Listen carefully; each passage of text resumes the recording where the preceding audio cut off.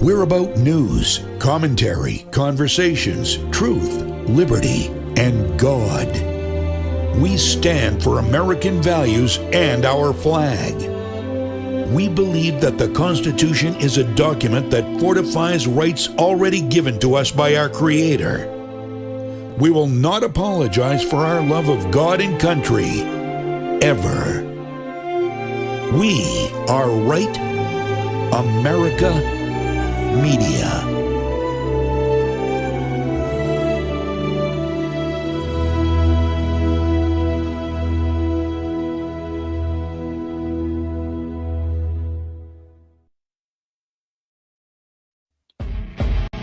It's the Elsa Kurt Show with Clay Novak. Serving up trending news and conservative views. Brought to you by the Elsa Kurt Collection and Refuge Medical. And now, it's time for the show.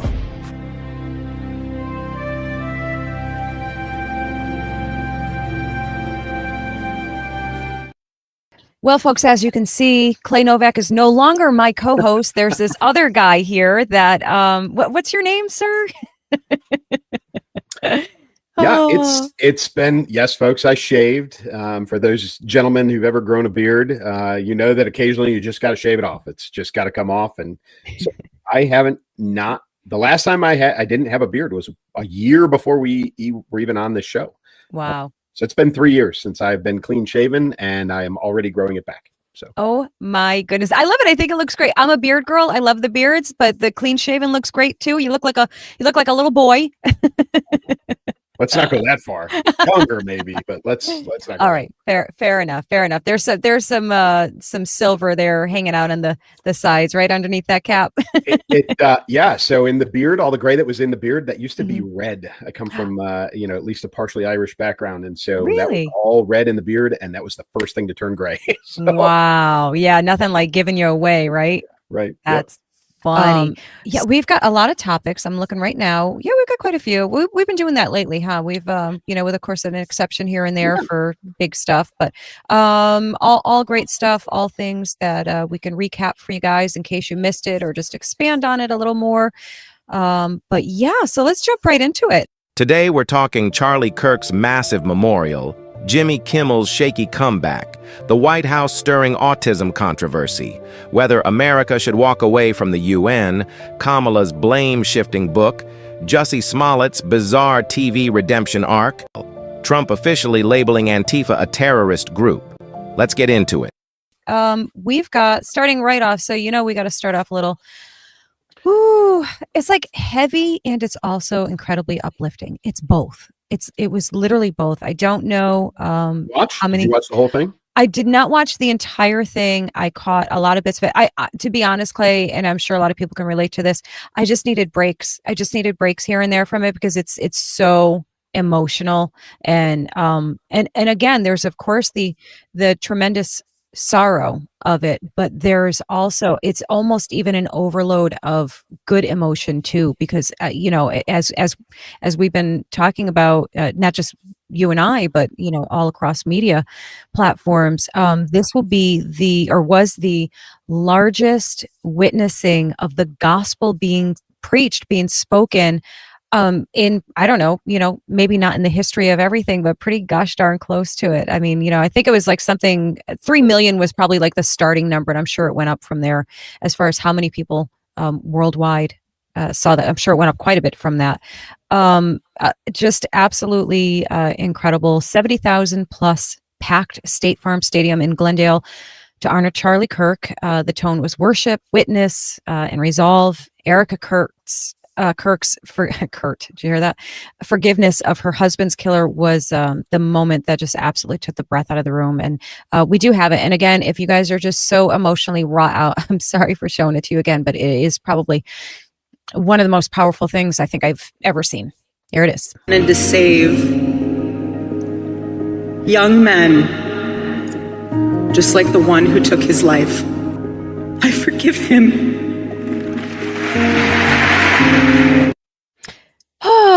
Well, that gets me started up right all over again. A lot of moments like that from her. They're just There were just so many powerful moments. Hers being the most of all, I think, in my mind. There was a ton of outstanding speeches made, declarations made.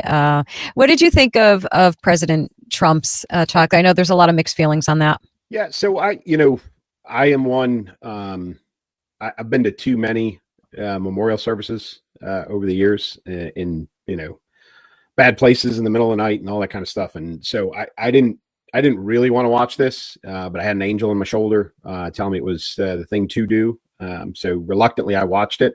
I'm glad I did, and it was the best advice I've gotten in a while. And so I watched the whole thing.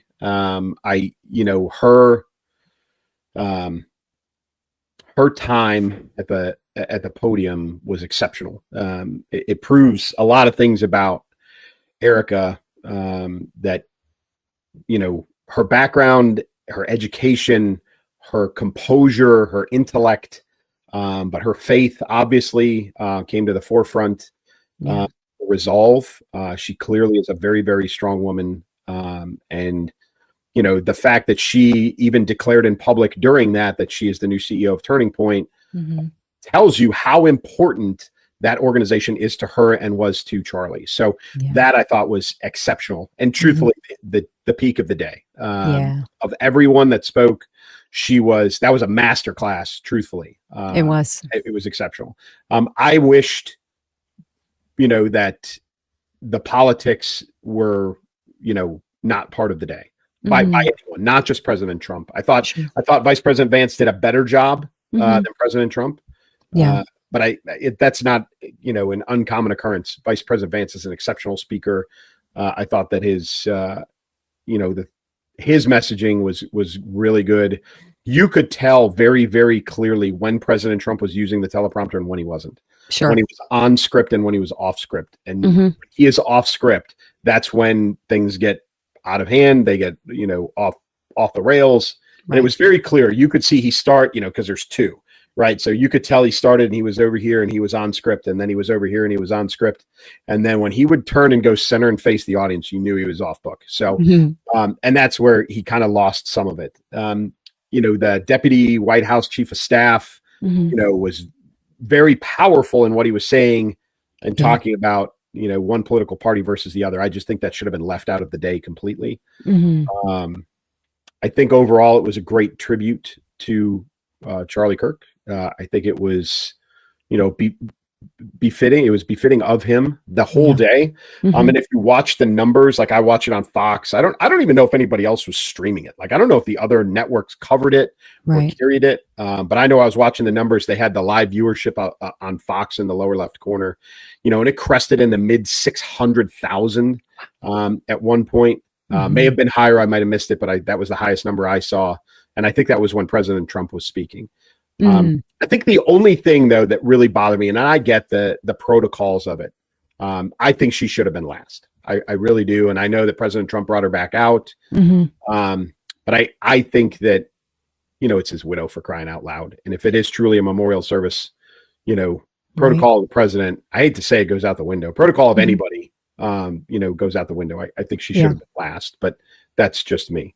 I would be very interested. So. Just like every time there's a State of the Union or anything else, I want to know who the designated survivor was, because he was there. The vice president was there. Speaker of the House was there. That was Secret Service must have been melting. Like, that was a security friggin' nightmare. Traveling, getting them all there, getting them all to one place. It's not DC. It's not the Capitol building.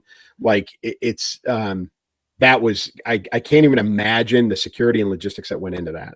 Kudos to the Secret Service for pulling that one off. Absolutely. Because, they had some credible threats beforehand outside of the stadium. And then there's, then you have all of these unknowns, particularly, obviously unknowns to us, of things that are probably, or were probably going on in the background, and things that they were addressing or preemptively.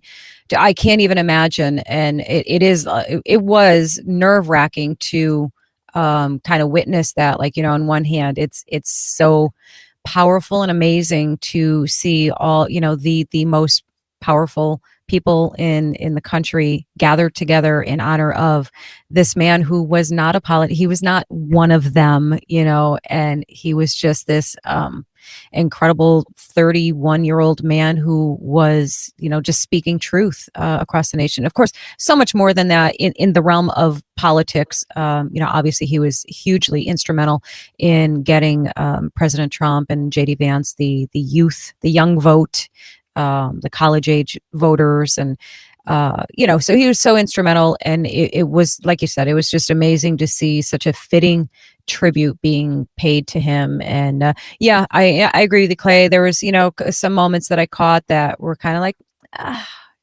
kind of not the time and place. I'd kind of prefer had you not went there. It's tough. I mean, Erica Kirk sets the bar, sets the standard so high.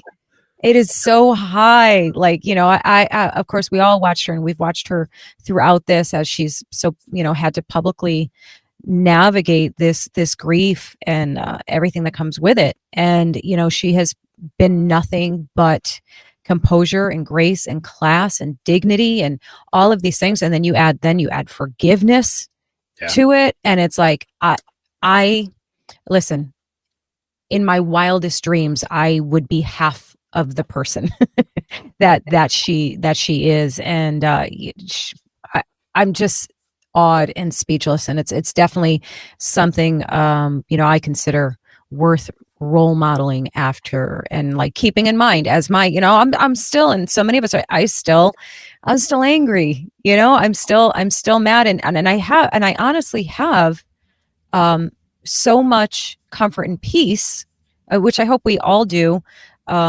with what happens now, in the fact that because of this, so many more people are being brought to know Jesus, to at least explore what that would mean to them. And, so as is promised, he will bring good from bad, he will bring the good out of it. So it's not all for naught. And so to see that in action, to see that happen, to see the growth of Turning Point, see all of these things, that's tremendous joy and peace out of the sadness and grief.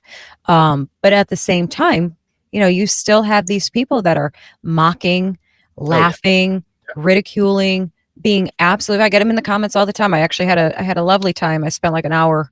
Actually, that's probably exaggerating. I spent a little time the other day just going down the comments and just going block, ban, block, ban, block, ban. Just gone. I don't care.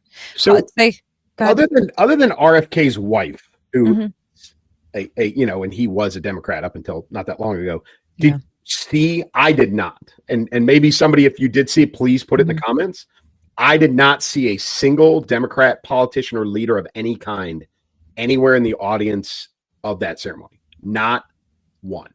I did not either. And so if you guys in the comments section there, if you did see it, please let us know who, because I didn't see it either, Clay, and I wasn't necessarily looking for it either. So maybe, that's part of the reason why I didn't see it. But, you think they would, the camera would pan. The camera would pan. Right.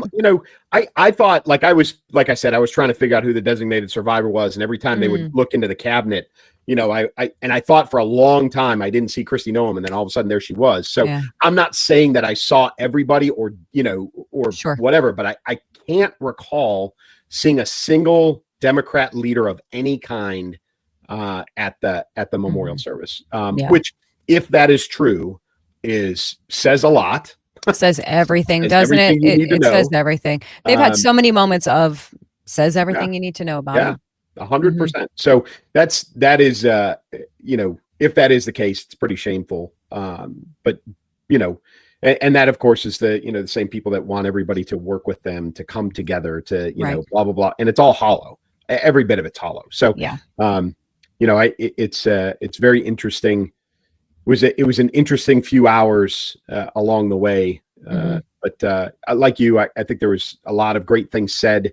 For those of us that didn't know Charlie Kirk and his background as intimately as others, to hear some of the folks that he started with at Turning Point, or started Turning Point with, from its earliest days, a lot of that was great to hear. There was a lot of interesting information that came out of it, and very well done. I think we could have done without Lee Greenwood. Personally, I don't like Lee Greenwood. Not a fan. And I know President Trump loves him, but that Loves we him. could have done without that. Right. And it is what it is. But Yeah. I think it was the entire extravaganza was very befitting of Charlie Kirk and what he stood for. And now we're at 120,000 Turning Point applications. The entire high school, every single high school in the state of Oklahoma is going to have a Turning Point chapter. That was announced, I think, today. Oh, by the way, folks, our normal recording time, Wednesday, 4:30 East Coast time. And they did announce today or yesterday that every single high school in the state of Oklahoma. Amazing. Beautiful. Beautiful. And I think you're going to start seeing more of that. You may not see that, but you will definitely see things like that in some of the, truthfully, the Bible Belt states, the flyover states, as they like to call them. Right. All of us Midwesterners. But I thought it was, overall, it was good. I could have done with some less politics. Sure. And of course, we'd be remiss to not mention the moment where President Trump and Elon Musk sat side by side and shook hands and had a moment. So even if it was just a fleeting moment, that it was over the minute the handshake let go, kudos to them to have that moment, very befitting again, in honor of Charlie Kirk to, set things aside and just go the route of peace. And, I don't think anybody thinks that the relationship is going to go back to what it was. And I don't even know if anybody actually cares greatly. I don't think so. I think the interest in that has pretty much dropped down to almost nothing. So, you just hope that they can work together in some capacity, or at least not work against each other. And just work towards the greater good, which is for the American people, for this country. So if nothing else, hopefully just that, but it was, that was a kind of a wow moment, like, wow. One last kudos, right? And in any good memorial service, there has to be a little bit of levity. Otherwise it's horrible, right? It's just a horrible experience. I think that the top prize for making people laugh in the entire thing was Don Jr. imitating his dad. That was great. Hilarious. It was so good. It was. I've never seen him do it before. I don't know. No, I've never seen him do it before, but he did it perfect. I mean, he should. He should be the best at it. He's the guy. Absolutely. But he did a great job. Yeah. And it wasn't over the top, but again, no.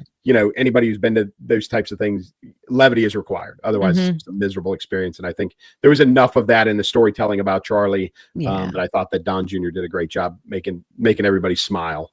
So I thought that was appropriate too. He did. I actually liked pretty much everything that he said. I liked what he said about himself. It was just a little interesting little introspection there that he had, that I'm not the guy that you're going to typically see. I don't cry, I don't make big displays, and but it was well done. I liked it a lot of powerful moments. Again, what more can you say than, wow, Erica Kirk she is a force to be reckoned with, and her and the team that Charlie assembled, and of course to know that, to just simply know that they had these conversations, that this was a well planned out in case of, thing that they had to talk about. And the team is doing amazing things. They're doing they're back out today. They are out today. Yeah. Actually, may even have been yesterday, but either yesterday or today, they were back out on the road doing Turning Point stuff, which is exactly what Charlie Kirk would have wanted. And if you've seen, folks, if you haven't seen, my concern was always who's going to fill it in, right? Who's going to fill in behind him. We would hope that it's not Erica, but but if you look at the lineup now, you've got Matt Walsh is stepping in, Ben Shapiro stepping in, Megyn Kelly stepping in. You've got a bunch of people who are stepping up and filling the holes for Charlie himself. But that's because the world continues to turn. Yeah. And unfortunately, moving on to the next topic, we had another incident of politically driven violence in the United States today. And some of it, we had a shooting, folks, at an ICE facility in Texas that was driven by politics. President Trump declared Antifa a terrorist organization within the last 2 weeks, which I'm a big fan of, by the way. But what we had today was now being declared a member of Antifa. Got on a roof with a rifle, shot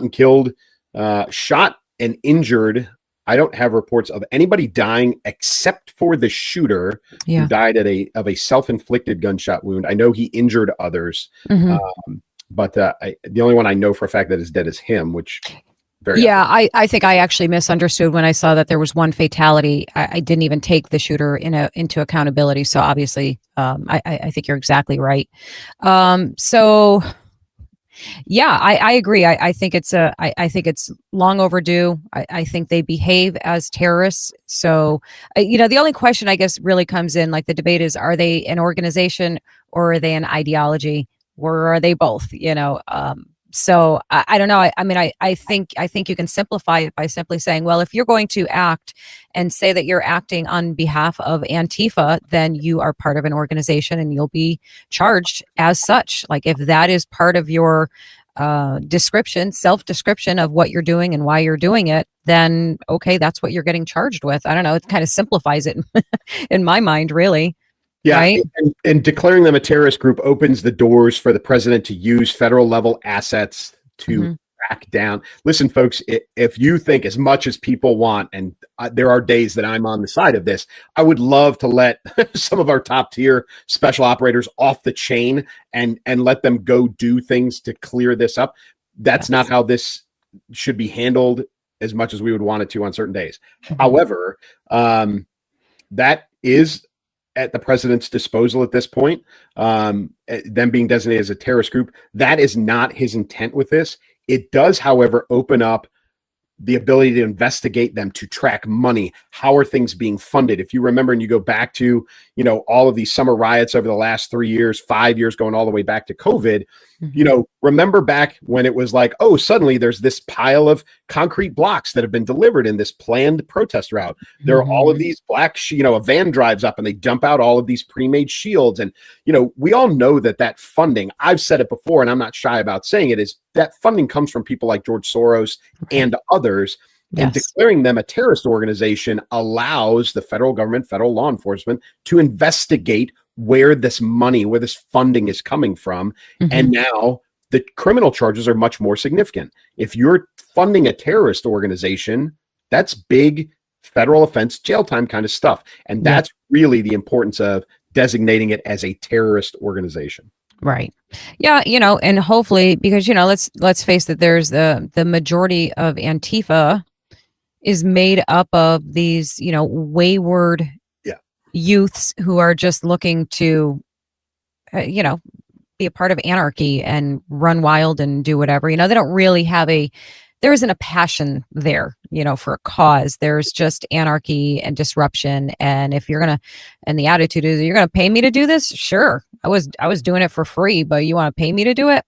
Okay. So this maybe will give some of them a little pause for thought as to consequence for actions. Who knows? Yeah. We've all seen them, even in their, in their black garb and their masks, they're a bunch of beta males. I mean, they are. They're the, 6'1", 130 pound, skinny boys in the tight jeans. And then the females that are a part of it are the, the blue haired 17 piercing. Like we all know the stereotype of the Antifa member. Right. We're not worried about them, truthfully, because every single time that they have come up against any single individual or group of people who are truthfully have any, A-type personality, male or female, the alpha, top of the food chain kind of person, it's a very, very short conflict. Like very, very short, which usually ends with them running with their tail between their legs. Yeah. And we're not worried about them, but what we're worried about is the funding, the organization, the information, all of the things that are being fed to them to keep this movement going. And that's what the president and federal law enforcement is trying to break apart. Yep. I love it. I think it's great. Don't really care what the folks that are opposed to it have to say. And, as always, cry harder, But in regards to the shooting today, Vice President Vance did say that they have intel that this was an Antifa member and it was a politically driven anti-ICE action. Specifically, I think they've said, I hate to say copycat, but a little bit of copycat. There were things inscribed on bullets in the rifle and some other things. So politically driven violence, which we talked about at length last week, continues because we've got governors, specifically governors, Newsom being one, Pritzker being another. Yes. You know, we've got governors across the United States who are making very inflammatory anti-ICE statements that drive idiots like this guy to do what he did today. And it's politically driven violence, or it's violence driven by politics and by politicians duly elected across the nation, and it's shameful.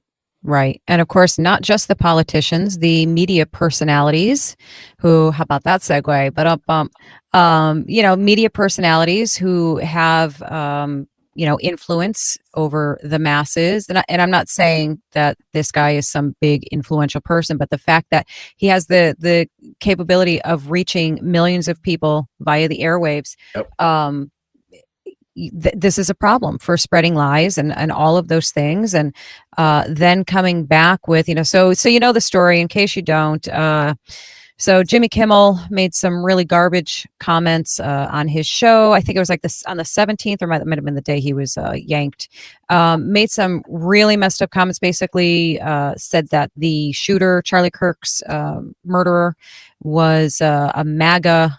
I forget his exact words, but basically just called him MAGA Republican and you know, blamed the right for this. And this was well after it was already well determined and known that that was not the case at all. So he spread these lies knowingly. So ABC yanks him, you know, because everybody kind of rightfully lost their minds over it. And then ABC reinstated him on September 23rd after a suspension. And but still, most a couple of the major affiliate groups, Sinclair and Nexstar, are still preemptive. Are still like, nah, we're not putting him on. But he returned nonetheless, and he gave, and we're doing very obvious air quotes, he gave an emotional. I'm not calling it an apology. It was absolutely. It was definitely not an apology.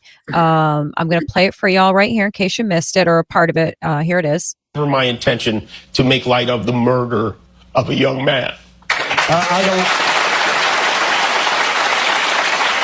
I don't think there's anything funny about it. I posted a message on Instagram on the day he was killed, sending love to his family and asking for compassion, and I meant it, and I still do. Nor was it my intention to blame any specific group for the actions of what it was obviously a deeply disturbed individual.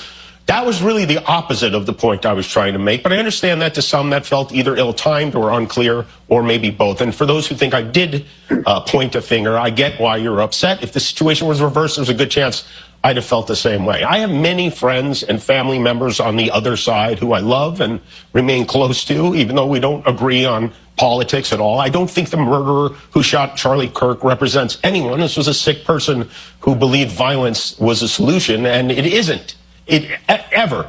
And the first time. You should have said that the first time. Should have said that the first time. So everything about that from beginning to end was BS. The crocodile tears in the beginning. So I'll tell you this, and I said this. I made a video about this already. You know, on my platforms, and I am generally a sucker for emotion. Somebody cries, I cry. It's just really that simple. And so I watched it like really late last night. I couldn't fall asleep, so I just started doom scrolling, and that came up, and I watched it. And my immediate reaction and response was to basically say, okay, that's nice. And then I was like, I want to post something about this and say, good job, Jimmy, because I'm freaking nice. I know that didn't sound very nice, but I am, because I'm nice, and I want to believe the best in people, even though they give me no reason to. And I decided, hang on, you just watch that really quickly. It's late. You're tired. Wait till tomorrow, watch it again, and then see how you feel. Which is exactly what I did. And then I watched it again this morning, and I'm like, hang on a stinking minute here. I didn't hear the words, I'm sorry. Nope. I apologize. Nope. I'm wrong. I was wrong. None of the things that qualify as an apology. Then I remembered, wait, the guy's an actor. Tears are easy. You know, that little shaky voice, choked up sound. You know, I can do that. I could cry right now for you, like at the drop of a hat. Just think about crying. I can cry. It's a skill, I guess. I don't know. But point being, he's an actor. You can cry on command or make it look like you're crying on command. I didn't see a tear fall. Also, there's all these other factors. There's the body language, right? There's the word choices. All of these things, you put them together. That was really like defensiveness, blame shifting. That was, I'm sorry. He didn't use the words I'm sorry, but listen, you misunderstood what I was saying. So, I mean, I don't know what you want me to do. I guess if you took it wrong, I guess, that was like the gist of it. Like, well, you misunderstood. You didn't really catch you didn't understand the nuance of what I was saying. 100% BS, A to Z, zero acceptance of that non-apology. So I non-accept your non-apology, yeah, no, just made it worse, really. In my mind, he made it worse. All he did was confirm what an absolute jerk he is. And I think I repeatedly called him an idiot. So I'll stick with that one too, with zero apologies. Yeah, he did even try and lay some blame on President Trump for him suspended, as opposed to, because of this merger that everybody keeps bringing up. And listen, you can say anything you want, and there's a lot of people who are saying, and I have friends and relatives that are like, well, Kilmeade, said this, and so on this, network said this, but listen, and they're talking about these FCC rules. Okay. The reality is the FCC governs free television. Yep. The FCC does not govern cable television, right? So Kilmeade can say whatever he wants. Anybody who's on cable can say CNN. They do it all the time. Right. Now, when you're on network TV, which Kimmel is, then the FCC can hold you accountable. Yep. So, no, the rules are not the same. It's like your kids, right? The rules, right? You've got kids. I've got kids. They didn't. The rules were not the same, and they're not the same between network and cable. So, Kimmel can blame the president all he wants. He can, and I really don't care. The reality is that Nexstar and Sinclair said, we don't care. We don't care if ABC let him back in. We're not carrying him. And so that he'll get a spike in the ratings. He said it himself. He said this backfired on President Trump because, I'm back and, millions of people are watching, and that'll last about till the end of the week. And then next week, his ratings will go back in the toilet, worse than they were before. And, give it by the end of the season or by the end of his contract, and he'll be gone. Just like Colbert and all of the rest of them. Yes. Yep. Absolutely. Listen, we're not saying they can't have a platform. They're just going to go start up somewhere else. They'll start a podcast. They'll do all of the things. And I applaud I applaud your right and your ability to do that. But again, it's the same old. There's going to be accountability. Like there's going to be a consequence for your actions, your blatant lies. And it goes back to what we were saying about Antifa, that people like these politicians that we were talking about, and people like Jimmy Kimmel and the, quacking hens over on The View and all of these other, or another one, right? All of these people that you are the ones blowing the dog whistle for these Antifa idiots and these deranged, mentally unstable people. You are dog whistling, they're answering that whistle, and you are directly responsible for everything that has been going on because you have inflamed and incited this hateful, violent mentality. And there are videos upon videos upon videos, compilation videos of people on the left, prominent people, Maxine Waters, what's her Skeletor face there, Pelosi, on and on, Jasmine Crockett, AOC, all of these people saying the most inflammatory things and literally calling for unrest in the streets, calling for violence. Maxine Waters shaking that bony finger. If they're in a restaurant, you go and approach them and you let them know that they're not welcome here, So stop. You're being held accountable. Cry all you want about it. Do whatever. I don't care. But we have hit the point in this society where we're finally truly, truly fighting back. And I'm not advocating fighting, retaliating violence for violence, but accountability. That's it. Yep. I'll say it all damn day. Yep.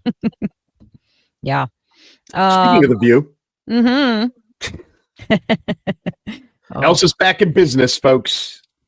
Oh my goodness. Kamala has come out of her hole, out of the cave. And she is, I think it's today. Is it today? I think it was either yesterday or today. I forget which one. Her new book is out, so she is doing the book tour, folks. Yep. And of course, she's going to cater to the normal audience, and that starts with, as the blonde Kamala put it, the cackling hens over on The View. And so she made her first appearance. Are you going to buy the book? Is my question. No, you know what I'm going to do? I am going to. So I have a folder. You call them. I don't know who. If you don't use Chat GPT at all, you can organize your projects or your questions or your prompts, whatever you're going to call it, into folders. And I have a folder that I put in essentially like book prompts, like summarize this book. Like if I'm going to interview, like I'm tattletaling on myself here. If I'm going to interview somebody, an author, they've written a book and I'm going to interview them, but there's no time to read their books, and frankly, if I had to read the stack, there's enough time in the day. Not enough time in the day. So I'll put in there, I'll say, summarize this book. Give me there's something called the 80-20 hack. So give me the 20% of the content that gives me 80% of the information from this book, in this case. That is what I'm going to do. I'm going to put it into a prompt. I'm going to ask my chat to just give me the 20% that gives me the 80% of information that I need to know from this book. It's probably only going to find like 2% of valuable information from it. So the answer is no, yes. Fair enough. Right? Oh, Clay, I can't tell you how many people are messaging me and throwing in the comments and calling me and saying, you have to do. So first of all, they're saying you got to watch her on The View and do that one specifically. Yes. You said it as well, right? I will do it. I will. I cannot deny that I'm struggling to find my funny bone still. But this may be the incentive to just shake it off and take one for the team and do it. But she's up to her usual speaking engagement tricks, right? It's all the word salads. It's the recycled same thing over and over again. Here's a little montage that somebody put together, and I don't know who put it together, and I'm so sorry whoever did, but here it is. United States running for re-election. Current sitting president is running for re-election. 3.5 months from the election, decides not to run. 3.5 months from the election, he decides not to run. 3.5 months before the election, decides not to run. With 107 days to go. With 107 days. Yeah. With 107 days to go. And it ended up being the closest presidential election in the 21st century. Yeah. Okay. So it was right there. It's Jesse Waters. He gets credit for that. Fox gets credit for that one. So same recycled things and much like, and I apologize to everyone, including us, for making this comparison, but I will say, much like Trump, when they go off script, things go a little sideways. And when she goes off script, that's when you get the word salads, right? That's when it becomes, I went on this book tour because when you tour, you're going to places. And I didn't even do the voice. I'm sorry, guys. I didn't even do the voice. She's the things that I have picked up on, besides, of course, Kamala being Kamala, the word salad and repeating the same thing over and over and over again. She has told all of us that she wanted to pick Mayor Pete as her running mate. Right. And then revealed to us that because she is I want to get this right, because she is a Black female, she could not, as much as she wanted to, it was too risky to have a gay man as her running mate. So she basically said, no matter how qualified she felt he was, she didn't have the intestinal fortitude to say, he's the most qualified, he's going to be my running mate. She kowtowed, which is a great indicator that we all made the right decision not to elect her as president, right? Yes. So that's number one. Two, she thinks all of America are biased, bigoted ignoramuses who would never vote a ticket with a Black female and a gay man on the same ticket together. So we're all morons. Right. She also said on The View, I told you this before we started, that she is so loyal. That's why when they asked her if there was anything that she would do differently than President Biden, because she said, absolutely, nothing comes to mind. Right. She did that purely out of loyalty to President Biden, because she didn't want feel bad. She didn't want to make him look bad. Mm. That she didn't think that people were going to make such a big deal out of it, that they were so clamoring for something different from President Biden. She didn't think it was going to be that big of a deal. Mm. So, what she's doing is she said she didn't want to throw him under the bus. Listen, folks, she's throwing everybody under the bus. This entire book tour, the book itself, everybody's under the bus. And why is she doing it, Elsa? So that in 3.5 years, she can put you back to work, because she is running again. Yeah. Make no mistake. She's going to spend, this is going to be her rebranding era. Yep. She's going to try and rebrand, but she can't get out of her own way. She can't do it. It's impossible. She has and has always had zero likability. That's not going to change. Nope. The team of people that would have to work on her to literally change her entire persona, it can't be done. It won't be done. There's no why way. it can't be done, though? It's because she won't do it. She won't. You're right. This is from the time that she was the vice president. We all saw this. Go back in time to making her the borders. Every task that she was given, she notoriously did zero prep work. Yeah. Zero. She didn't get smart on the topic. She didn't rehearse the speeches. She didn't do any of the study, the black binder work that she is required to do. She did none of it. And this is the same thing. She will never get elected because she will never improve herself, because she'll never put the work in, because she's friggin' lazy. Yeah. And I'll say it. I've never said it before, but I'm going to say it out loud. The only reason she got to where she was because she started out her career doing things she shouldn't be doing to get promoted in the state of California. And that's all along the way. And it's been widely documented. And you know how you know it's true? Because she never fought it. Nope. Never fought it. Never denied it. Not once. Never denied it. Never, pressed charges against him or filed a suit for slander or defamation or any of those things. And that tells you a whole heck of a lot there. So, just saying. Oh, which one you want to do next, Clay? I don't even think we have a good segue, so I think we can just bop right over. How about this one here? Oh, folks, listen, President Trump intimated something about this at at Charlie Kirk's memorial, which again, I wish he would have just left out, but he didn't. He said there's going to be this big announcement about autism. And it was announced on Monday, both him and RFK Jr. Folks, I urge everyone to go back and listen to what was said. Now, we know, Elsa and I just were talking about this. When he goes off script, things get dangerous. There are some things he could have said better. He probably didn't need to describe autism as this awful, horrific, terrible thing. Now, listen, if it's preventable and we've allowed autism to not only continue, but increase, then yeah, there's some horrific things going on there. However, he probably could have handled that better. But the message is there are studies. There are studies from Mount Sinai. There are studies from Harvard Medical. There are literally probably 18 studies out there right now that have identified a linkage, not necessarily singular cause, people, but linkages between the use of acetaminophen. Everybody's commonly saying Tylenol, but the use of acetaminophen during pregnancy by the mother, as well as the vaccination schedule that happens to newborn babies. Roll all of that together with some other environmental causes, and there are linkages that may help us understand why there's been an increase in autism. They are not saying Tylenol causes, use of Tylenol by the mother causes autism. They're not saying that that use of vaccines causes autism. What they're saying is there is evidence that needs to be explored that the combination of all of these things is increasing the risk or the occurrence of autism. There is evidence of that needs to be further explored.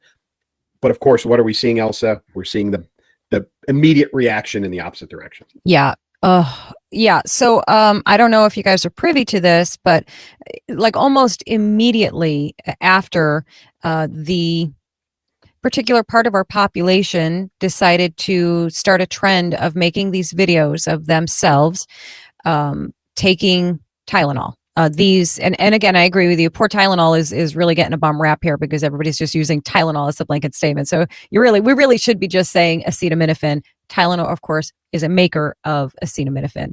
That's the brand name. So they're kind of getting a beating. But before I show you the little video I have, let me just show you their tweet.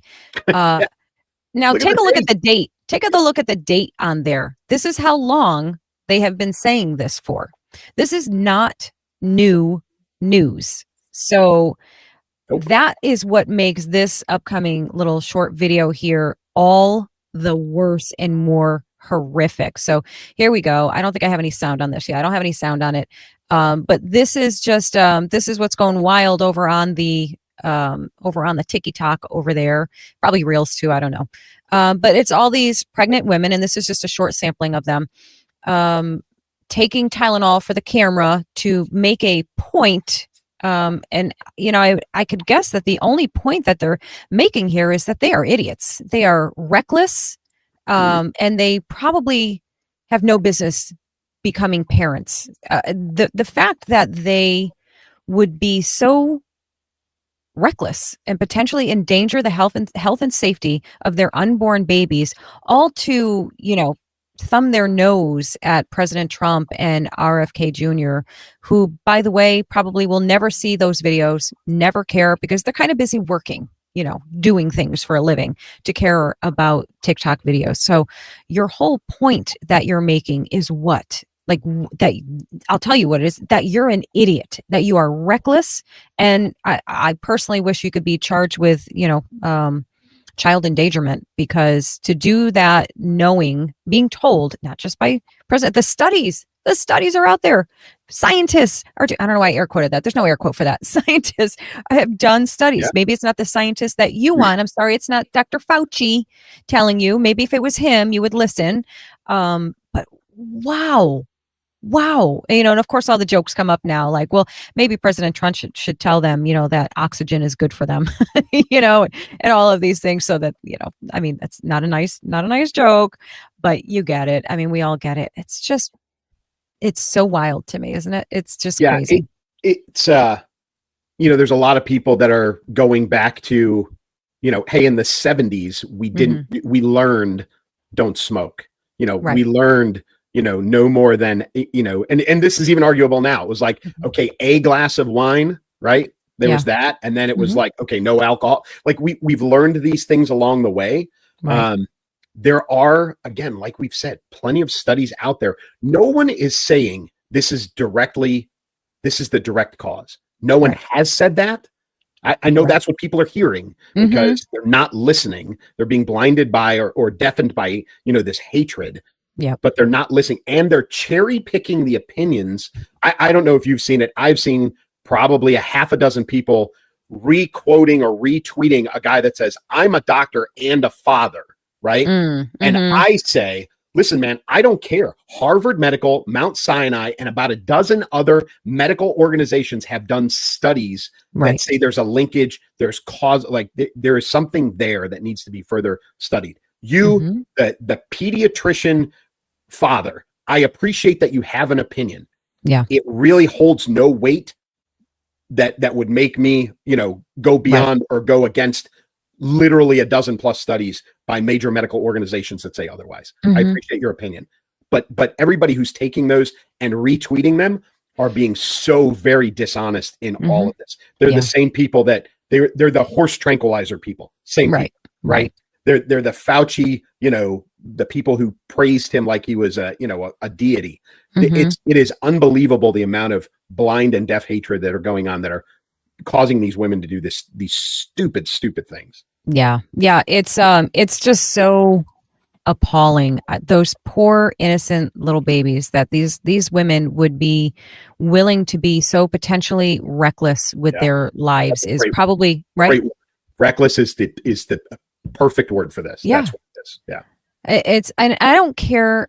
I personally, if I were, you know, if this was me back in the day, expecting my child, and somebody said, if there were studies, even people I don't know, but if they're doctors, if I'm hearing about a study that there is a hint of a possibility that this could be something that's harmful to my child, like we said, smoking. There was a time where mothers were smoking while pregnant, drinking while pregnant. And then when they heard, hey, it might not be a good idea, you stop. I mean, plenty of people didn't, and they took their chances. But generally speaking, you know, your priority is to protect your unborn child at all costs. It will never make sense to me to hate so blindly that you'll harm yourself and your child. Yeah. Just for spite. Like, wow. Those are, wow. I hate to say this, and I know this is generalizing, but those are the same women who are still at 6, 7, 8, 9 months pregnant, riding in the front seat of their car with airbags, because they're like, well, yeah. What do you expect me to do? I expect you to sit in the back to protect your child. Exactly. Right? In the event that there's even a 32-mile-an-hour fender bender that's going to activate the airbags, because the airbags are going to do damage to your child. Right. You do those things to protect your child, and it's not, check your ego at the friggin' door to protect that child. Yeah. So it's the same people. It's shameful. It's embarrassing, but that's where we're at, folks. I mean, that is where we're at. So. And there, I simply won't entertain it anymore. I think I was saying this before we came on. I don't think I said that on air, that I did say it on air. I spent some time just hitting that block or ban button. And, if you're just going to come on and say the stupidest, most ignorant, inflammatory, combative things, you're not welcome. If I see it, I'm just banning you. I don't care. Like, I don't need you to follow me. I don't need your engagement. We always talk about people who do social media and media for a living. You talk about how engagement is, the most important thing, because that's how it drives revenue for your platform. I don't need it that bad. I'm good. Just go away. I don't even care. Be mad about it. Go ahead and cry on your own platform that I'm taking away your freedom of speech. I'm not, obviously, but that's like what they like to say. Yeah, I'm not entertaining any of it. Just goodbye. That's it. We can talk about some more silliness now, since we've moved into the realm of absolutely silly people and silly things. I mean, what the heck and heck? So you, Clay sent this to me. So the routine, guys. I made Clay do all the heavy lifting, and he has to pick the topics for us. So he sent me this one. To be honest with you guys, I don't watch regular television. I don't know what's going on. I don't watch any like reality TV, except there is one. I'm not even going to confess which one I watch. Dancing with the Stars. That's you. So I'm only catching clips of it on TikTok. I'm just catching all the highlights of it on TikTok. But there is one that I watch. Half of you won't even know. More than half of you won't even know what this is. But it's The Secret Lives of Mormon Wives, and it's because I follow. Well, she's one of the girls on there on Dancing with the Stars. Is part of The Secret Lives of Mormon Wives.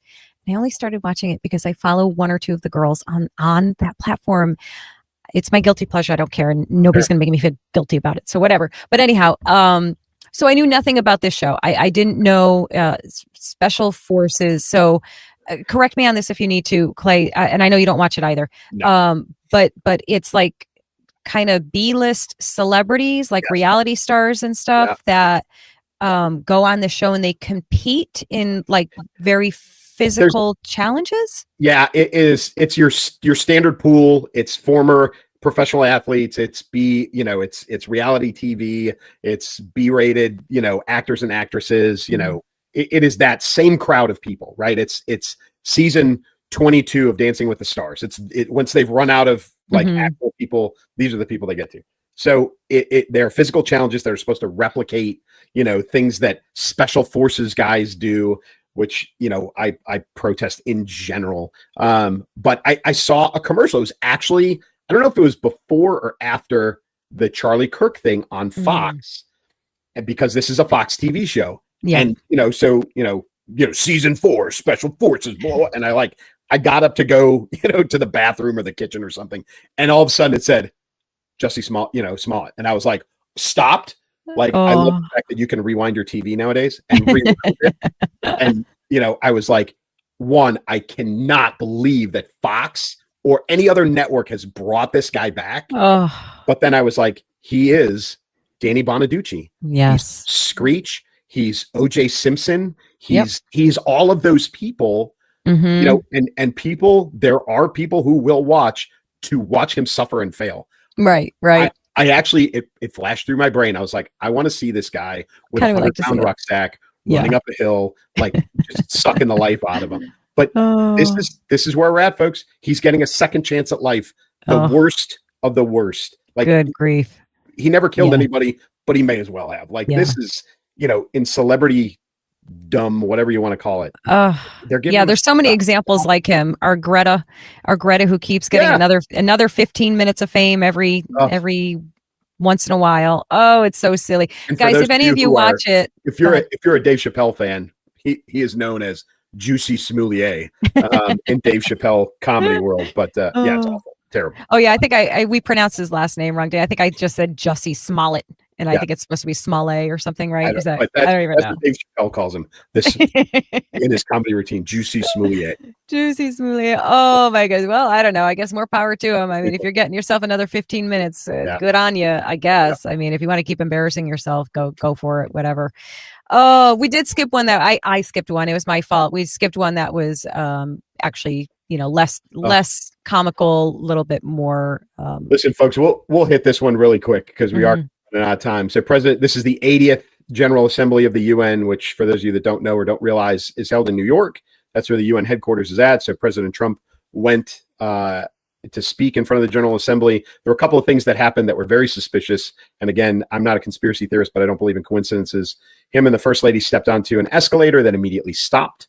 Here it is. I've got it, Clay. You got it? Okay. Yep.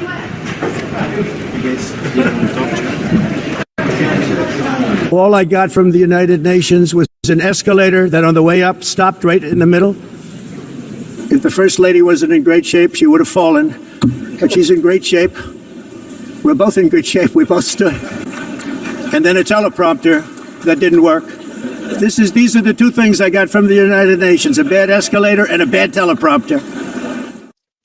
Yeah. So, and like you said, one thing, two things, and pretty, I wouldn't call the escalator a significant thing, but the teleprompter is pretty significant. I mean, that is definitely a significant thing. And he actually ended that little segment.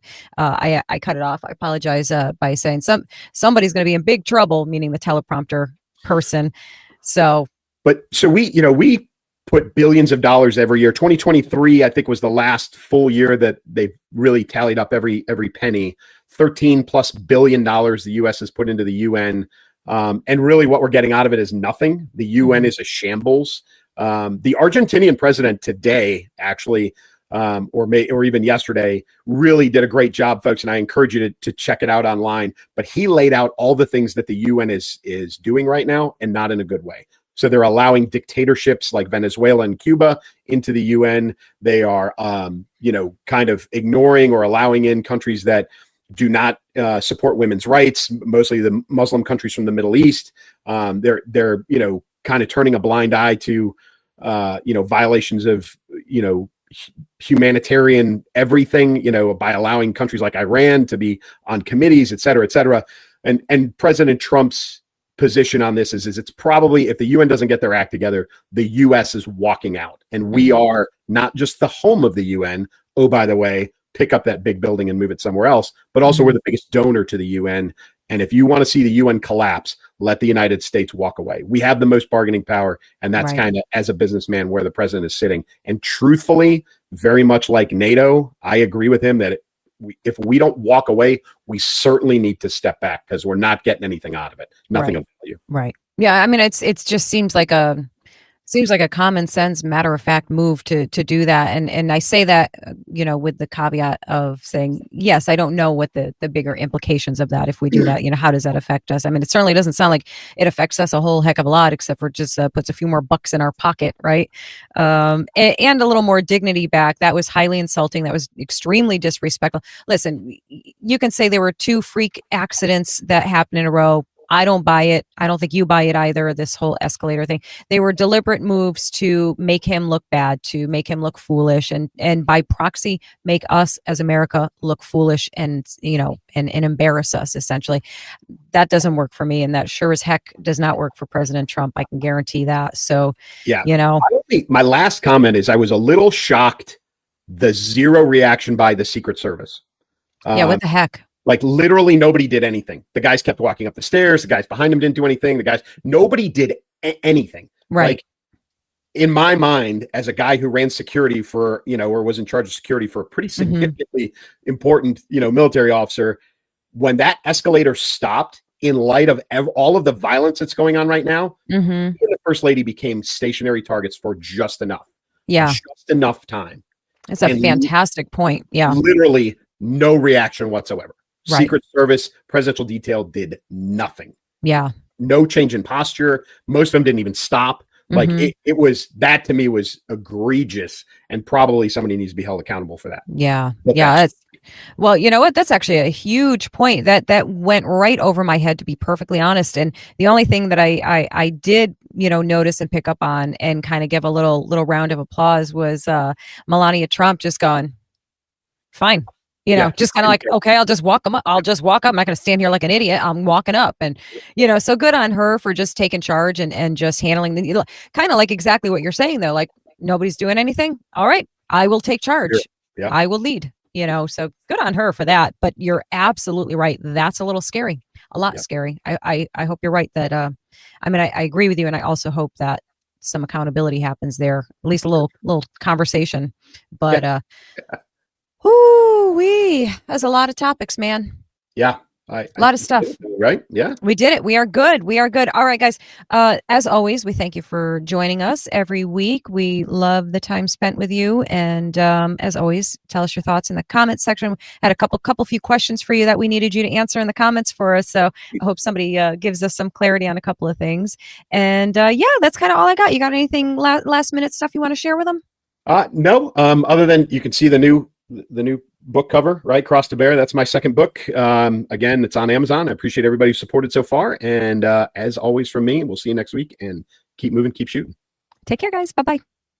Combat veteran Terry Davis thought he left the fight behind. In Tampa, he uncovered a deadly conspiracy. Now, he's back home in Chicago, and war has followed him to his doorstep. Gangs armed like soldiers, a shadowy enemy rising from the past, and one man who refuses to stand down. From the quiet suburbs to the shores of Lake Michigan, Terry Davis will risk everything to protect the people he loves, because that is his cross to bear. Clay Novak's explosive new novel, Cross to Bear, Book 2 in the Terry Davis series. She's the voice behind the viral comedy, bold commentary, and truth-packed interviews that cut through the chaos. Author, brand creator, proud conservative Christian, this is Elsa Kurt. Welcome to the show that always brings bold faith, real truth, and no apologies. We're about news, commentary, conversations, truth, liberty, and God. We stand for American values and our flag. We believe that the Constitution is a document that fortifies rights already given to us by our Creator. We will not apologize for our love of God and country, ever. We are Right America Media.